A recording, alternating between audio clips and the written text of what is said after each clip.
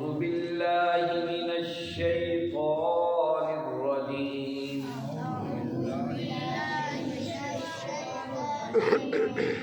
بسم الله الرحمن الرحيم. إن الله فالق الحب والنوى يخرج الحي من الميت ومخرج الميت من الحي ذلكم الله فأنا تؤفكون. فالق الإصباح وجعل الليل سكنا والشمس والقمر حسبانا ذلك تقدير العزيز العليم. وهو الذي جعل لكم النجوم لتهتدوا بها في ظلمات البر والبحر قد فصلنا الآيات لقوم يعلمون. صدق اللہ.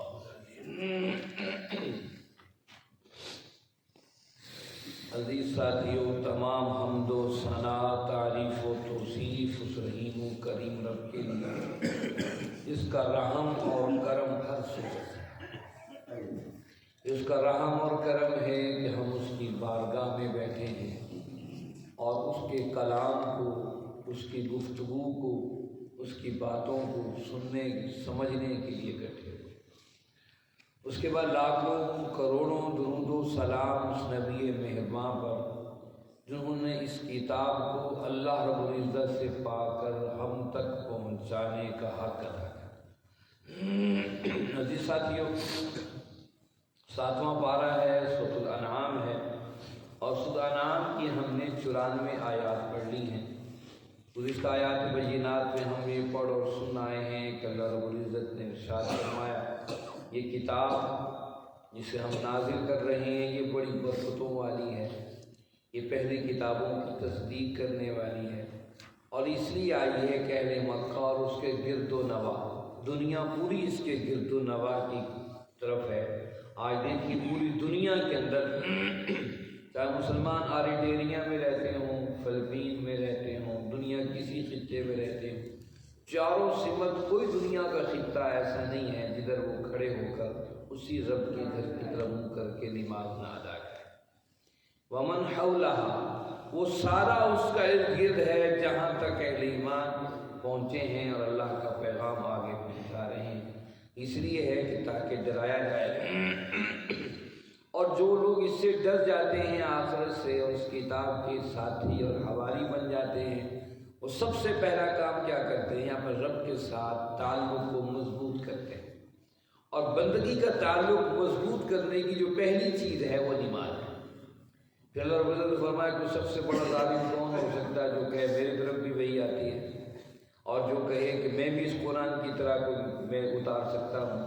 تو اللہ رب العزت نے قرآن مجید میں پہلے سپارے میں چیلنج دے دیا، اور آج تک وہ موجود ہے کہ فاتو بسورۃ من مثلی ودعوا شہداءکم من دون اللہ، اللہ کے سوا کتنے ہی تمہارے مددگار، سب کو بلا لاؤ، تم نئی نسلوں کو اٹھا لاؤ، ذرا اس کے مقابل کوئی صورت، کوئی آیت ہی بنا کر لا کر دکھا دو.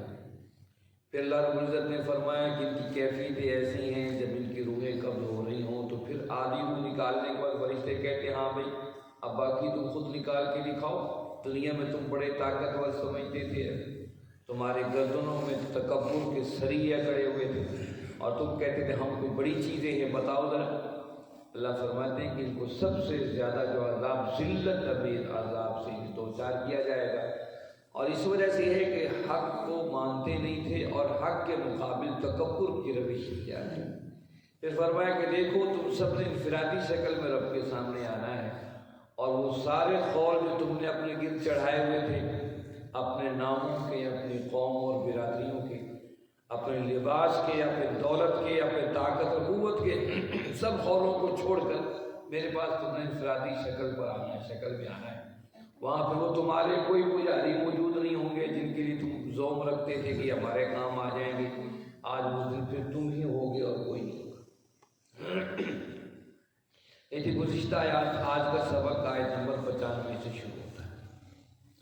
ان آیات کی شروع کرنے سے پہلے یہ میں بتا دوں یہ صورت مکی صورت ہے اور مکی صورت کے اندر جو بنیادی چیزیں ہیں وہ توحید, رسالت اور آخرت سے متعلق ہیں. مکہ والوں کو کسی قانون کی ضرورت نہیں تھی, نہ انہیں عدالتوں کی ضرورت تھی, نہ وہاں نظام معیشت کی ضرورت تھی, نہ نظام معاشرت کی ضرورت تھی. وہاں بتانا مقصود یہ تھا کہ اللہ کی توحید, اللہ کو تسلیم کیا جائے. اور یہ سب سے بڑی بات ہے. اور 13 سال کی جد و جہد کے اندر جو بھی افراد اللہ پر توکل کرنے والے, اللہ کو فہم, اللہ کی سمجھ جنہیں آ گئی, آپ آگے چل کر دیکھیے کہ انہی لوگوں کے ہاتھوں میں اقتدار اور حکومت رہی اور انہوں نے پوری دنیا کے نظاموں کو الٹ پلٹ کر کے رکھی. یہی ابو بکر, یہی عمر, یہی عثمان, یہی علی رضی اللہ عنہ, یہی مکہ کی ہی تو پیداوار تھی, مکہ ہی سے تو اٹھے تھے اور 13 سال مسلسل توحید کو سنا تھا. اور توحید ایک ایسی چیز ہے جو صرف اپنے خالق سے بندے کو جوڑتی, اپنے خالق پر توکل و بھروسہ بتاتی. پہلے تو اللہ رب العزت نے دائیں بائیں ساری توحید اور رسالت کے توحید کے حوالے سے تذکرہ کیا. ان آیات میں کچھ انفرادیت کے ساتھ توحید کا نظارہ کروایا جا رہا ہے. دیکھیے فرمایا اعوذ باللہ من الشیطان الرجیم ان اللہ, بے شک اللہ, فالق پھاڑتا ہے, الحب بیج کو, والنوا اور گٹھلی کو, یخرج الحی وہ نکالتا ہے زندہ کو, من المیت مردہ سے, ومخرج المیت اور نکالتا ہے مردے کو, من الحی زندہ سے. ذالکم اللہ, یہ سب کام کرنے والا وہ اللہ ہی ہے. فَأَنَّا تُؤْفَكُونَ, بس تم کہاں بھاگے چلے جا رہے ہیں. اس آیت میں اللہ رب العزت نے ان باتوں کو تذکرہ کیا ہے جو عام انسانی آنکھ سے اوجھل ہے. آپ اور ہم لباس پہنے ہوئے ہیں, کبھی آپ اور ہم نے غور نہیں کیا اس لباس جو ہمارے اوپر ہے یہ کس پروسیس سے ہو کر گزر کے آیا ہے. آپ اور ہمارے سامنے کھانا سجا ہے, آپ اور ہم بڑے رغبت سے بھوک کی وجہ سے کھانا کھا رہے ہیں, ہم نے کبھی غور ہی نہیں کیا یہ کھانا کہاں سے آیا. اللہ رب العزت نے عام سی چیزوں کی طرف توجہ دلا کر انسان کو بتایا, ذرا غور تو کر, یہ لباس تو نے زیب تن کیا ہوا ہے, ذرا ماضی کے تسلسل کی طرف دیکھتے چلے جائے. ایک بیج ہی تو تھا کاٹن کا, اور کیا تھا, کاٹن کے بیج بویا گیا اور بونے کے بعد اور پھر دیکھی کس چیز نے اس میں سے اتنی بڑی زبردست آپ کا لباس بنا کر نکال کے کھڑا کر دیا. وہ کیا چیز ہے؟ آپ اور ہم کھانا کھا رہے تھے, یہ گندم کی روٹی گندم سے آئی, گندم کو تو بو دیا تھا زمین کے اندر, وہ کون سے پروسیس طے کر کے آپ کے ہاتھوں تک پہنچا, اس کی طرف توجہ اللہ نے آیات میں دیا. ان اللہ فالق, بے شک اللہ پھاڑنے والا ہے, حب بیج کو, والنوا اور گٹھلی کو. اور کمال دیکھیے, آپ اسی گندم کو سال, ویسے حب کہتے ہیں گندم کے بیج کو, لیکن یہاں پر تمام بیجوں کا تذکرہ, حب کہہ کر تمام بیجوں کا تذکرہ کیا جائے. ہم ذرا گندم ہی کی مثال لیں, آپ اسے سال پر کھاتے چلے جا رہے ہیں, کسان ایسے ہی کرتا, سال پر کھاتا ہے, اور جب گندم کاشت کرنے کی باری آتی, وہی خوش گندم جسے پسوا کر آٹا بنوا کر وہ کھا رہا تھا, اسی اناج کو کندھے پر اٹھاتا ہے اور زمین کے اندر بکھیر دیتا. اس نے کوئی محنت نہیں, محنت اس نے زمین پر کی ہے, اس پہ ہل چلایا ہے, اس کو اوپر سہاگا اس پہ لگایا ہے, زمین کو اندر, بیج کو زمین کے اندر چھپا دیا. اب اب چھپا ہوا وہ بیج ہے خشک، اور خشک بیج کو کس نے تر کر دیا ہے؟ پھر اس کو دو حصوں میں تقسیم کر دیا، ایک حصہ اوپر کی طرف اٹھتا ہے اور ایک حصہ زمین کی جڑ کی طرف، زمین کی طرف آتا ہے، جس کو ہم جڑ کہتے ہیں، اور اوپر کو اوپر نکلتی ہیں۔ اور کمال دیکھی، جڑ اور اوپر میں کوئی نسبت نہیں ہے، جڑ کسی اور طریقے کی ہوتی ہے، اوپر پھلنے پھولنے والا پودا کسی اور طریقے سے ہوتا ہے۔ اور پھر کمال دیکھیے، آپ زمین کو، جس کو آپ اس بیج کے لیے تیار کر رہے ہیں، آپ پھوڑے استعمال کر رہے ہیں، ہل استعمال کر رہے ہیں، آپ اس کے لیے جو ٹریکٹر استعمال کر رہے ہیں زمین کو پھاڑنے کے لیے، لیکن جس کوپل نے زمین سے باہر نکلنے کا اللہ رب العزت نے ارادہ کیا، اسی زمین کو جس کو آپ نے سخت ترین ہلوں سے جوتا تھا، اس پر دراڑیں پڑ جاتی ہیں اور ایک ہلکی سی کوپل اس زمین کو پھاڑ کر باہر نکل آتی ہے، آپ اپنے دونوں انگلیوں سے بڑی آسانی سے اس کو مسل سکتے ہیں۔ کیا رب العزت کا کمال ہے! اللہ رب العزت نے فرمایا کہ میری توحید کی نشانیاں ہر سو پھیلی ہوئی، غور تو کرو، وہ کون ہے جس نے بیج میں سے اور گٹھلی میں سے تناور درخت نکال دیا، اور پھر سب کو ایک ہی پانی لگ رہا ہے، یہ نہیں کسی کو کوئی ایک ہی پانی لگ رہا ہے، اور کسی سے آم جیسی مٹھاس، اور کسی سے جو ہے وہ کڑواہٹ، اور کسی سے کچھ اور کسی سے کچھ نکل رہا ہے۔ یہ اللہ رب العزت کتنی بڑی قدرت ہر سو پھیلی ہوئی ہے۔ پھر اسی پر بس نہیں ہے، یہ بیج اور پودے کے بعد صرف اللہ وہ، یہ تو آپ بیجوں کو بو رہے ہیں نا، جن کو بو رہے ہیں آپ پہاڑوں پر چلے جائیے، جس طرح ہمارے ہم گھاس اگتی ہے وہ سیب ایسے ہی اگ جاتے ہیں، وہاں کے جو پھل ہیں، اخروٹ ہیں، اسی طریقے سے پہاڑوں سے نکل جاتے ہیں۔ تو ان پہاڑوں پر پانی کس نے پہنچایا ہے؟ ایک زبردست نظام ہے، سمندروں سے ہوائیں چل رہی ہیں اور سمندروں سے بخارات نکل کر بادلوں کی شکل کے اندر موجود ہیں، پھر اللہ جہاں چاہتا ہے اس پانی کو پہنچا دیتا ہے، پانی برستا ہے اور وہاں سے زمینوں سے فصلیں نکل رہی ہیں۔ اللہ کہتے ہیں ان اللہ فالق الحب والنوا، بے شک اللہ ہی ہے جو پھاڑ کر بیج اور گٹھلی کو نکال رہا ہے۔ یہی بس نہیں کہ اللہ فرمایا آگے سو یخرج الحی من المیت، وہ زندہ سے مردوں کو نکالتا ہے، وہ یخرج المیت من الحی، اور مردوں سے زندہ کو نکالتا ہے۔ کیا زبردست کمال ہے! بیج مردہ ہی ہو گیا نا، خشک ہو گیا ہے، وہ بظاہر تو مردہ ہی ہے، خشک جو ہو چکا، اس خشک کو سے اللہ رب العزت نے کیسی کوپلیں پھوٹی اور نکالی، اور کیسے تناور درخت کھڑے کر دی، مردہ سے زندہ کو نکالنا اس کے ہاں کمال ہے۔ اسی پر بس نہیں ہے، آئیے ذرا انسان کی تخلیق پر غور کیجیے۔ انسان کی کیا ہے؟ اس کی تخلیق مٹی سے ہوئی جو بالکل مردہ تھی، مردہ مٹی سے اللہ نے آدم کو بنایا، اور پھر آدم کیسے رب العزت نے کیسے اس سے نسل چلائی۔ اگر ہم اس کی دوسری تخلیق کی طرف آئیں، ہم دیکھتے ہیں کہ انسان کو جرثومے سے پیدا کیا گیا، ایک ایسے پانی کے قطرے سے جس کی کوئی حیثیت اور ویلیو نہیں ہے، اور دنیا سائنس نے اس کو ٹیوبوں میں بھر بھر کے دیکھ لیا ہے، کیا ہم اس کو کسی اور طریقے سے انسان بنا سکتے ہیں؟ اور بڑی تھوڑے حد تک کسی نے کو کامیابی حاصل کی تو میں تو حیران ہے۔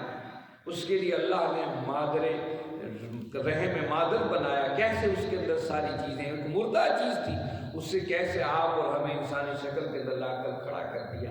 اللہ فرماتے یخرج الحی من المیت ومخرج المیت من الحی، اسی کا نظام ہے، تم کر کے دکھا دو، جانوروں کا نظام ہے، ان میں سے تم مردہ میں سے زندہ کو نکال کے دکھا دو۔ اور پھر اللہ رب العزت مرغی اور انڈے کی مثال تو واضح کر کے دے دی کہ دیکھیے کیسی مرغی ہے اور اس کا انڈا ہے، انڈا آپ اور ہم صبح ناشتے میں آملیٹ بنا کر کھاتے ہیں اور استعمال کرتے ہیں، وہ بظاہر مردہ نظر آ رہا ہے، اس سے پھر کیسا اللہ رب العزت چوزا بنایا ہے، اسے نسل کو جاری کر دیا۔ اللہ رب العزت نے فرمایا یہ تمہارے دائیں بائیں توحید کی بکھری ہوئی چیزیں نظر نہیں آتی، کون کر رہا ہے؟ ذالکم اللہ، وہ تمہارا اللہ ہے جو سارے کام کر رہا ہے۔ فَأَنَّا تُؤْفَكُونَ، وہ کہاں بھاگے پھرے جا رہے ہو، کس کے پیچھے دوڑ لگائے جا رہے ہو؟ اس رب کو چھوڑ کر غیروں سے اپنے تعلق کو بنائے ہوئے، وہ غیر کے تمہارے کسی کام کے آنے والے ہیں؟ اللہ رب العزت نے فَأَنَّا تُؤْفَكُونَ کہہ کر پوری تصور زندگی دے دیا، پھر کہاں تم بھٹکے جا رہے ہیں؟ ایسی نعمتیں چاروں اللہ کی پھیلی ہوئی ہیں۔ فالق الاصباح، وہ صبح کو پھاڑ کر نکالنے والا ہے، وجعل اللیل، اس نے رات کو بنایا سکنن سکون، والشمس اور سورج کو، والقمر اور چاند کو، حسبانا تمہارے حساب و کتاب کے لیے، ذالک تقدیر العزیز العلیم، یہ اس شخص نے اندازے سے بنایا ہے جو زبردست علیم اور جاننے والا ہے۔ اللہ نے پھر توحید کی دوسری بات ہے، فالق الاسباب، رات پوری قوت کے ساتھ چھا جاتی ہے، اور رات کے تصور کو دیکھیے کہ رات کی گھٹا ٹوپ اندھیریاں تصور نہیں کر سکتے، کبھی روشنی بھی ہوگی، لیکن دیکھیے صبح کیسے پھوٹ پھوٹتی ہے، اس اندھیرے کو آہستہ آہستہ چیرتا ہوا سورج اپنے قوت سے نکل آتا ہے۔ اللہ کہتے ہیں زمین پہ اناج اور گندم تم نے دیکھا، اور آسمان پر سورج کو نکلتا ہوا، رات کے اندھیرے سے سورج کو نکلتا ہوا تم دیکھ رہے ہو، یہ کیا ہے؟ کیا تمہیں نظر نہیں؟ کون ہے کائنات کے اندر؟ کسی تمہارے مشکل کشا، کسی تمہارے حاجت روا نہیں بنایا ہے؟ 360 فٹ کعبے کے اندر رکھ کے بیٹھے ہو، کیا انہوں نے ان سارے نظاموں کو بنایا ہے؟ یا قیامت تک جس کو انسان رب کے مقابل لے کر آئے گا، کیا انہوں نے اس نظام کو بنایا ہے؟ اور پھر کمال دیکھیے، سورج کا کمال دیکھیے، یہ سورج صرف نکلا ہی نہیں ہے، اس سورج نے صرف روشنی نہیں پیدا کی ہے، آپ کے معاشرے میں اپنی آنکھوں سے ہر چیز کی رنگت اور ہر چیز کو واضح کر دیا ہے۔ اس سورج کی تپش نے آپ کے پھلوں کو پکا کے رکھ دیا۔ کیا کمال اللہ کا رب العزت کا نظام ہے۔ وَجَعَلَ اللَّيْلَ سَكَنًا، اور رات کو تمہارے لیے پرسکون بنا دیا ہے۔ سکن کہتے ہیں سکون۔ اللہ رب العزت دوسرے کا فرمایا کہ وَجَعَلْنَا اللَّيْلَ وَجَعَلْنَا النَّهَارَ مَعَاشًا وَجَعَلْنَا اللَّيْلَ لِبَاسًا وَجَعَلْنَا النَّهَارَ مَعَاشًا، ہمیں رات کو تمہارے لباس بنا دیا۔ اور مزے کی بات یہ ہے، گھر کو بھی قرآن نے سکن کہا ہے۔ انسان صبح سے تھکا ماندہ جب گھر میں آتا ہے، قرآن نے گھر کو سکن کہا، جب انسان کو اپنے بچوں کو دیکھ کر، بیوی بچوں کو دیکھ کر ایک سکون میسر آ جاتا ہے۔ سارے دن کی وہ تھکاوٹ، وہ صبح سے شام تک جو تجارت کر رہا تھا، جو ملازمتوں کے دھکے کھا رہا تھا، جو رزق کی جستجو میں بھاگا بھاگا پھر رہا تھا، جب گھر کو آتا ہے تو بیوی بچوں کو دیکھ کر سکون مل جاتا ہے۔ گھر کو بھی قرآن نے سکن کہا ہے، اور اللہ نے رات کو بھی سکن کہا۔ دل کا تھکا بھارا، تھکا ہوا انسان، تھکا ماندہ انسان رات کو سکون کر لے۔ کیا زبردست نظام!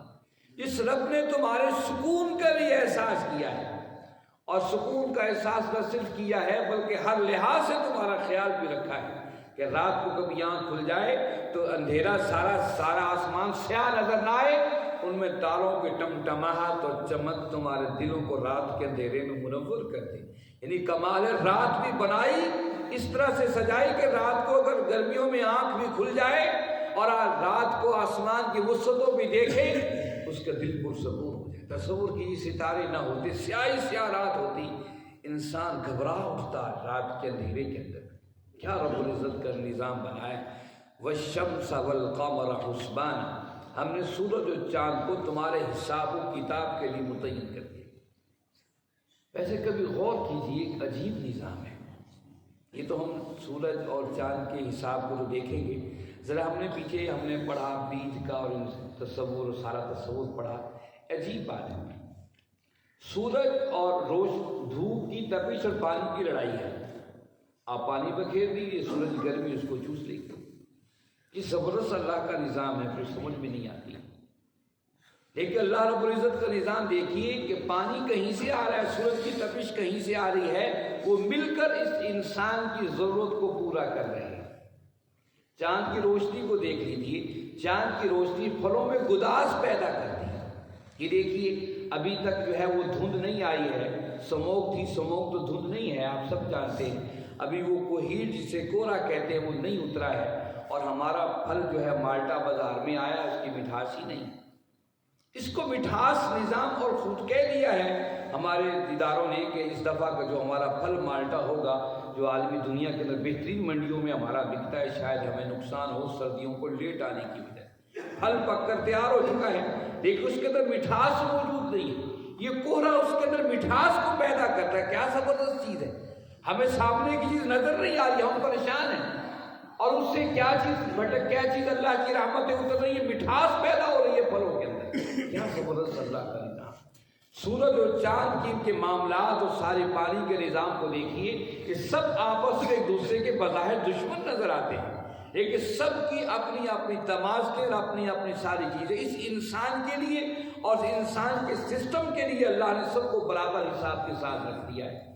اللہ رب نے فرمایا والشمس والقمر حسبان، اسی طریقے سورج اور چاند ان کے حساب و کتاب لگانے کے لیے، اس لیے شمسی کیلنڈر بھی اسلام کا ہے اور قمری کیلنڈر بھی جو ہے وہ اسلام کا ہے۔ ہم سمجھتے ہیں شمسی کیلنڈر شاید غیر مسلموں کا ہے اور اسلامی جو ہے کیلنڈر مسلمانوں کا ہے۔ قرآن نے والشمس والقمر کہہ کر بتایا شمسی کیلنڈر بھی اسلام کا ہے اور چاند کا کیلنڈر بھی اسلام کا ہے، قمری کیلنڈر بھی اسلام کا ہے۔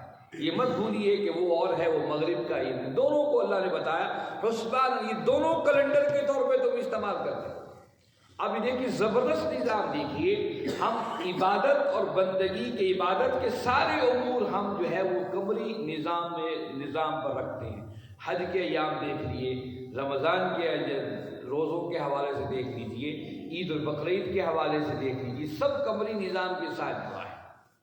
لیکن شمسی نظام کی طاقت کو دیکھیے، رمضان کی امید تو اور اس کی آمد تو چاند سے شروع ہوتی ہے، لیکن اس کا دن کا کیلنڈر جو ہے وہ سورج کے ساتھ وابستہ کر دیا ہے، کب آپ نے سحری کرنی ہے اور کب آپ نے افطاری کرنی ہے۔ یہ دونوں کیلنڈر اسلام کے ہیں، مغرب کے کیلنڈر نہیں ہیں۔ اگر مغرب کی ہی بات کو لے لیا جائے، شمسی کیلنڈر کو عیسوی سال کہا جاتا ہے اور عیسیٰ علیہ الصلوۃ والتسلیم کے ساتھ مربوط کیا جاتا ہے، جبکہ عیسیٰ علیہ السلام ہمارے نبی ہیں، ان سے عیسائیوں سے بدرجہ اعظم ہمارے نبی ہیں۔ عیسائیوں کے ہاں انجیل قدموں کے اندر رونی جا سکتی ہے، عیسیٰ علیہ السلام کو مخالفت اور بدترین تضحیق کا نشانہ ان کے ہاں بنایا جا سکتا ہے، لیکن ہمارے سامنے نعوذ باللہ استغفر اللہ، جس طرح ہم نبی کریم صلی اللہ علیہ وسلم کی عزت و احترام کے عظمت کے پھریرے لہراتے ہیں، ہمارے سامنے کوئی عیسیٰ صلی اللہ علیہ وسلم کی توہین کر کے دیکھے، ہم اس کی گردن بھی اسی طریقے سے دبوچ لیں گے جس اللہ کے نبی صلی اللہ علیہ وسلم کی توہین کوئی کرے۔ تو اسی طرح یاد رکھیے عیسوی کیلنڈر یہ نسبت بھی عیسیٰ صلی اللہ علیہ وسلم سے ہے تو ہماری ہی ہے، تو سورج کا کیلنڈر جو ہے شمسی کیلنڈر وہ بھی ہمارا ہی ہے۔ اور کیا اللہ رب العزت نے مربوط نظام بنایا ہے کہ دیکھیے کہ چاند نکلتا ہے اور اس کے بعد پھر آخری راتیں آ جاتی ہیں، آخری راتوں کو اماوس کی راتیں کہا جاتا ہے، جن میں چاند نہیں نکلتا انہیں اماوس کی راتیں کہا جاتا ہے۔ دیکھیے دنیا کا رب کا نظام ہزارہ سال سے چاند اپنی روشنی کو بکھیرتا ہے، لیکن ٹھیک انہی ڈیٹوں کے اندر چاند چھپ جاتا ہے اور ان ڈیٹوں میں کوئی کبھی بیشی نہیں ہوئی ہے، اور چاند یا 29 دن پورے کرتا ہے یا 30 دن پورے کرتا ہے، نہ کبھی اس نے 28 کو پورے کیے ہیں نہ کبھی اس نے 31 دن پورے کیے۔ یہ اللہ رب العزت کا نظام دیکھیے کہ اللہ نے کس طریقے سے اس کیلنڈر کو بنا دیا۔ اور یہ بھی یاد رکھیے ہمارا قمری کیلنڈر کس حساب سے ہے، عمر فاروق رضی اللہ عنہ کا زمانہ ہے۔ عمر فاروق رضی اللہ عنہ کے زمانے تک جو کیلنڈر مسلمانوں کے ہاں استعمال ہو رہا تھا وہ شمسی کیلنڈر ہی تھا، اسی کو دیکھ کر ساری ڈیٹوں اور تاریخوں کو یاد کیا جاتا تھا۔ اور خاص کر اگر عرب کو دیکھا جائے تو وہ اصحاب الفیل جو ہاتھیوں والا سال تھا، جب ہاتھی حملہ آور ہوئے تھے، وہ بڑا اہم معرکہ تھا، تو عرب کے لوگ اس سے اپنے دن اور تاریخوں کو ڈیٹوں کو متعین کیا گیا۔ عمر فاروق رضی اللہ عنہ جب خلیفہ منتخب ہوئے، آپ خلیفہ تھے، تو مسلمانوں نے وہاں سے شام سے خط بھیجا اور اس خط کے اندر ڈیٹ ڈالی، تو وہ حیران ہوئے عمر فاروق رضی اللہ عنہ، پوچھا یہ ڈیٹ کیسی ہے؟ تو انہوں نے کہا کہ شام کے اندر وہاں کے لوگ اسی طریقے سے ڈیٹ اپنے ہر خط کے اوپر استعمال کرتے ہیں۔ عمر فاروق رضی اللہ عنہ اپنے شوروں کو بلایا، کہا جب قرآن ہمارا، دین ہمارا، نبی ہمارا اور ہم پوری دنیا کے اندر ایک نئے نظام کے پرچارک اور نیا پیغام دے کر پہنچنے والے ہیں، تو ہمارا بھی تو کیلنڈر ہونا چاہیے، ہماری بھی تاریخوں کے اوپر جو خط لکھے جائیں وہ ڈیٹ اور تاریخ لکھی جائے، تو کس طریقے سے ممکن ہے؟ آپ نے شورا کا اجلاس بلایا اور سارے اپنی اپنی جگہ صحابہ جو ہے اپنی تجویز دینے لگے، اور کسی نے کہا کہ اللہ کے نبی صلی اللہ علیہ وسلم کی پیدائش سے شروع کیا جائے، جیسے عیسائی پیدائش سے شروع کرتے ہم بھی شروع کریں اسی طریقے سے۔ آپ نے کافی سوچ و بچار کے بعد کہا، آپ نے ایک بات بتائی، ذرا یہ بتاؤ اللہ رب العزت ہم کب مجبور تھے، مقہور تھے، اللہ نے ہمیں عزتیں کب دی؟ صحابہ یک زبان پکار اٹھے ہجرتوں کے بعد۔ کہا تھا جب ہمارے وہ وسائل بھی نہیں تھے، کچھ بھی نہیں، تنگ دستی کے بعد ہمارے وہ خوشحالیوں کے دروازے کب کھلے؟ صحابہ پکار رہے ہجرتوں کے بعد۔ عمر فاروق رضی اللہ عنہ فرمایا بس ہجرت ہی وہ باب ہے جب اللہ کے نبی صلی اللہ علیہ وسلم نے ہجرت کا آغاز کیا، وہیں سے اس کیلنڈر کو ترتیب دیا گیا، اس لیے اس کو ہجری کیلنڈر کہا جاتا ہے، قمری کیلنڈر کو جو چاند کے ساتھ منسوب ہے۔ اللہ کے نبی صلی اللہ علیہ وسلم کی ہجرتوں کے ساتھ اس کو کاؤنٹ کیا جاتا ہے، یہ اسی وجہ سے آج کی تاریخیں موجود ہیں۔ والشمس والقمر حسبانا، ہم نے سورج اور چاند کو حساب کے طور پر تمہارے سامنے رکھ دیا۔ ذالک تقدیر العزیز العلیم، یہ زبردست قدرت رکھنے والا رب ہے اور جاننے والا رب ہے جس نے تمہیں اتنا بڑا کیلنڈر دے دیا۔ وَهُوَ الَّذِي جَعَلَ لَكُمْ، وہی ہے جس نے بنایا تمہارے نجوم ستاروں کو، لِتَهْتَدُوا تاکہ تم ان سے رہنمائی حاصل کرو، بہا اس کے ذریعے، فی ظلمات البر خشکی کے اندھیروں میں، والبحر اور سمندر کے اندھیروں میں، قد فصلنا الآیات لقوم یعلمون، اسی طریقے سے ہم اپنی آیات کو کھول کر بیان کرتے ہیں تاکہ لوگ جانیں، لوگ جان سکیں۔ اب دیکھیے آسمان یہاں سے وسیع بہت دور ہے، دنیا نے جدید نظام کے تحت سمندروں کی گہرائیوں کو معلوم کر لیا ہے، لیکن آسمان کی وسعتوں تک ابھی تک سائنس نہیں پہنچ سکی، اندازہ بھی نہیں پہنچ سکی۔ سورج کو تو اندازہ لگا لیا تقریباً اتنے دور ہم سے، نوری سال اتنی دور ہم سے موجود ہے، لیکن آسمان کی وسعتوں کو بھی سائنسدان نہیں پہنچے۔ آسمان کو ستارے چمک رہے ہیں، وہ سمجھیے کہ آسمانی مخلوق ہے، اور یہاں بیج اور دانے کے بعد جو مٹی کی ہے وہ زمینی مخلوق ہے، کتنی وسعتیں ہیں۔ لیکن اللہ بتا رہے ساری کائنات کو، سورج اور چاند اور ستاروں کو انسان کی خدمت کے لیے پیدا کیا، اور وہ خدمت کیا ہے؟ آج تک ہزاروں سال سے لے کر آج تک جب بھی سمندروں کے اندر جہاں کوئی سمت معلوم نہیں ہو سکتی، ستاروں کے ذریعے انسان بحری جہازوں اور کشتیوں کے اندر ستاروں کو دیکھ کر اپنے راستوں کو متعین کرتا ہے۔ اور آج اس جدید دور کے اندر جب انسان کے پاس کمپاس بھی نہ ہو، قطب نما بھی نہ ہو، کچھ بھی نہ ہو، ان حالات صحراؤں میں بھٹک جائے، تو آج بھی ستاروں سے انسان رہنمائی حاصل کرتا ہے۔ بلکہ آج سے کچھ عرصہ پہلے آپ لوگوں کو یاد ہوگا ہمارے جو بڑے تھے وہ تہجد کی نماز کا اندازہ ستاروں سے لگایا کرتے تھے۔ وہ 7 ستاروں کا جھرمٹ ہے، چھوٹا سا نظر آتا ہے، جب وہ سر پہ پہنچ جاتا کہتے تہجد کا ٹائم ہو گیا، اور اسی سے لوگ اذانیں دیا کرتے تھے تہجد کی۔ آج سے کچھ عرصہ پہلے کی بات ہے۔ تو اللہ رب العزت فرمائے ساری چیزیں دائیں بائیں دیکھتے ہو، تمہاری خدمت کے لیے پیدا کی ہیں۔ اب خدمت کے لیے پیدا کی ہیں، انہی کو تم معبود بنا کر کھڑا کر رہے ہو، انہی کو تم خدا سمجھ بیٹھے ہو، انہی کے سمجھے بیٹھے ہو۔ سورج اور چاند، یہ ستارے، سارے جو ہے دنیا کے آسمان اور زمینوں پر نظر آنے والے، یہ شاید ہمیں کچھ دے سکتے ہیں۔ بتایا قد فصلنا الآیات لقوم یعلمون، ہم آیات کو تفصیلاً تمہیں بتا رہے ہیں تاکہ تم جانو اور سمجھو، تم انسان اللہ کا خاص شاہکار ہو، اور ساری کائنات کو تمہاری خدمت پر میں نے معمور کر دیا ہے، اور جب میں نے معمور کر دیا ہے تو میں ہی کرنے والوں کو ہے تو بتاؤ۔ اس کے ہاتھ میں سورج اور چاند اور ستاروں کی طاقت ہے، زمینوں سے گندم کو پھاڑ دینے، اناج کو پھاڑ دینے کی طاقت ہے، وہ مجھ میں ہے، تو پھر میرے سامنے کیوں اپنے سر کو جھکاتے کیوں نہیں ہو؟ مجھے سے اپنی مدد، مجھے سے اپنے تمام معاملات کے حل کی رجوع کیوں نہیں کرتے ہو؟ وہ رب پکار رہا ہے، آؤ میرے بندے بنو، آؤ میری طرف آؤ۔ وہ رب پکار رہا ہے، آؤ ہمیں بھی اپنے رب ہی سے اپنے تعلق کو جوڑنا ہے۔ دیکھیے ہماری مساجد دنیا بھر کے اندر دیکھ لیجیے، آپ دنیا کتنے مذاہب کی عبادتگاہوں میں جا کے دیکھ لیجیے، وہاں کہیں نہ کہیں مورتی، کوئی تصویر نظر آئے گی، لیکن مسجد کی 4 دیواری میں کتنے سے کتنے بڑا اللہ کا ولی بھی ہوگا، اس کی تصویر مسجد میں نظر نہیں آئے گی۔ آپ کے گھروں میں آپ دیکھو گے شیخ عبد القادر جیلانی رحمۃ اللہ علیہ کے لوگوں نے تصویریں بنا لی، گھروں میں لوگ لگا لیتے ہیں۔ اتنے بابرکت مبارک انسان کی تصویر آپ نے کبھی مسجد میں لگی دیکھی؟ حضرت علی رضی اللہ عنہ کی تصویریں لوگوں نے بنا لی ہیں، گھروں میں لوگ دکانوں میں برکت کے طور پہ لگاتے ہیں، آپ سب نے دیکھی ہوگی۔ دنیا کی کوئی مسجد، کسی مسلک کی مسجد اٹھا کے دیکھ لیجئے، آپ کو اس مسجد کی ایون کہ اہل تشیع زیادہ علی رضی اللہ عنہ کے فالورز اپنے آپ کو سمجھتے ہیں، جبکہ ساری امت مسلمہ ہی علی رضی اللہ عنہ کے فالورز ماننے والی ہیں، آپ کو ان کی عبادت گاہوں کے مساجد کے اندر وہ تصویریں نظر نہیں ہیں۔ اس بات کی دلیل ہے کہ آج بھی اس کی مساجد صرف اپنے بارگاہ میں، رب کی بارگاہ میں جھکنے کے لیے ہیں، تو مسجد سے باہر کیوں اس رب کو چھوڑ کر غیروں کے در سے وابستگیاں؟ یہ اللہ کا قرآن جب بھی مخاطب تھا مکہ کی سرزمین پر، آج بھی اس انسان سے مخاطب ہے۔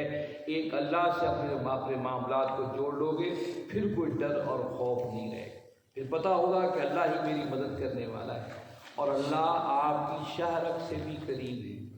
آپ زندگی میں کبھی آزما کے دیکھ لیجئے اور کمال آزما کے دیکھیے، کمال ہے۔ کبھی اللہ سے مانگ کے دیکھیے تھی، اللہ ویسے دیتا ہے جس طرح آپ مانگتے ہیں۔ اللہ رب العزت سے دعا ہے رب العزت آپ اور ہم سب کو سمجھنے اور اس پر عمل کرنے کی توفیق عطا فرمائیں۔ وآخر دعوانا الحمدللہ رب العالمین، والصلاۃ والسلام علی